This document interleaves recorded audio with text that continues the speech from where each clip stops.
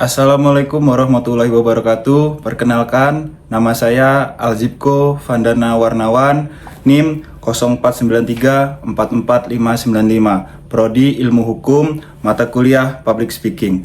Di sini saya akan berpidato lengkap terdiri atas pembuka, isi, dan penutup. Assalamualaikum warahmatullahi wabarakatuh. Salam sejahtera bagi kita semua. Yang saya hormati para dosen, rekan-rekan mahasiswa, para pendidik, serta seluruh hadirin yang saya banggakan. Pada kesempatan ini, izinkan saya mengajak kita semua untuk sejenak merenungkan realitas yang begitu dekat dengan kehidupan kita sehari-hari. Realitas yang selalu ada dalam genggaman, selalu memberikan notifikasi, selalu mengundang perhatian kita, dan seringkali menjadi ruang tempat kita mencari nilai diri. Realitas itu adalah media sosial. Menurut laporan digital tahun 2025, masyarakat Indonesia menghabiskan lebih dari 3 jam 8 menit per hari di media sosial. Dan remaja adalah kelompok yang paling aktif. Dengan tingkat konsumsi digital mencapai lebih dari 90% setiap harinya. Angka ini bukan sekedar statistik. Angka ini menunjukkan bahwa media sosial kini menjadi ruang hidup baru bagi generasi muda. Ruang ini menawarkan hiburan, informasi, pertemanan, peluang ekonomi, hingga sarana pembentukan identitas diri. Namun, kita semua harus sadar bahwa ruang digital yang kita nikmati hari ini bukan ruang yang netral. Media sosial hadir dalam dua wajah. Di satu sisi, dia sangat membantu dalam kreativitas dan konektivitas, tapi di sisi lain, media sosial bisa menjadi ruang yang menggerus kepercayaan diri, memicu kecemasan, hingga menimbulkan tekanan sosial luar biasa bagi remaja. Karena itu, saya memilih tema menumbuhkan kesadaran digital, berdampak media sosial terhadap kesehatan mental remaja di era modern. Tema ini relevan bukan hanya bagi remaja, tetapi juga bagi orang tua, guru, dan siapapun yang terlibat dalam mendampingi generasi digital hari ini. Hadirin yang saya hormati, masalah besar yang dialami remaja hari ini adalah fenomena sosial comparison atau perbandingan sosial. Media sosial menampilkan kehidupan orang lain melalui filter, angle terbaik, dan editing yang rapi. Foto tubuh ideal, pencapaian akademik, kepopuleran, gaya hidup mewah, semua terlihat begitu sempurna di layar. Apa semua itu nyata? Belum tentu.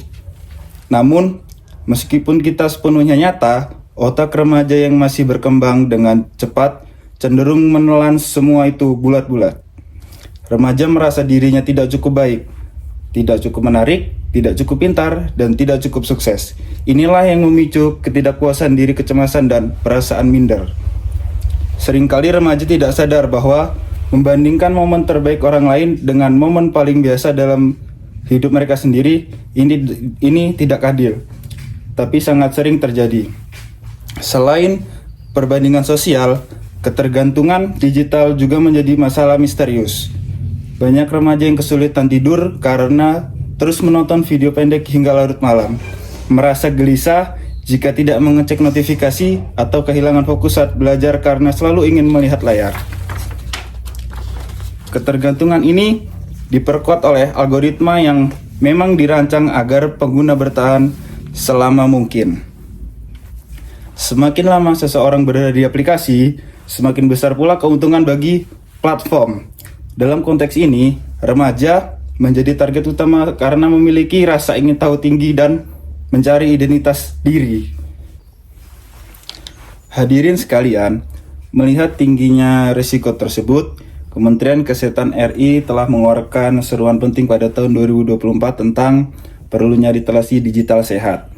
Perintah menekankan yang pertama, pengawasan terhadap penggunaan media sosial pada remaja. Yang kedua, pembatasan screen time. Yang ketiga, edukasi sejak dini mengenai kesehatan mental digital. Dan yang terakhir, peran orang tua serta guru dalam membimbing perilaku online. Program ini menunjukkan bahwa isu kesehatan mental akibat media sosial bukan lagi teori atau keluhan semata. Ini adalah masalah kesehatan masyarakat yang membutuhkan perhatian serius. Sebagai generasi yang tumbuh dalam era digital, remaja tidak perlu menjauhi media sosial. Yang dibutuhkan adalah kesadaran digital. yaitu kemampuan untuk yang pertama, mengontrol penggunaan, bukan dikontrol oleh algoritma. Yang kedua, mengelola emosi ketika melihat konten yang memicu kecemasan. Yang ketiga, menyadari bahwa tidak semua yang terlihat sempurna di layar adalah kenyataan. Kemudian yang keempat, menggunakan media sosial untuk hal-hal positif, edukatif, kreativitas, dan kampanye sosial. Dan yang terakhir adalah menetapkan waktu tanpa gawai atau digital detox untuk mengembalikan keseimbangan diri. Hadirin yang saya muliakan, media sosial adalah ruang yang kuat. Ia dapat membangun, tapi dapat pula menghancurkan jika tidak dikelola dengan baik. Ia dapat memberikan inspirasi, tetapi juga dapat memicu rasa kurang berharga. Ia adalah alat yang luar biasa, tetapi tetap hanya sebuah alat. Penggunaannya lah yang menentukan dampaknya. Apakah membawa manfaat atau justru menimbulkan beban mental? Oleh karena itu, mari kita bersama-sama menumbuhkan kesadaran digital. Mari mendidik diri kita untuk lebih bijak dalam bersosial media. Mari melindungi remaja kita dari dampak negatif yang mengancam kesehatan mental mereka. Dan mari kita jadikan media sosial sebagai ruang yang sehat, produktif, dan penuh kebaikan bagi generasi muda.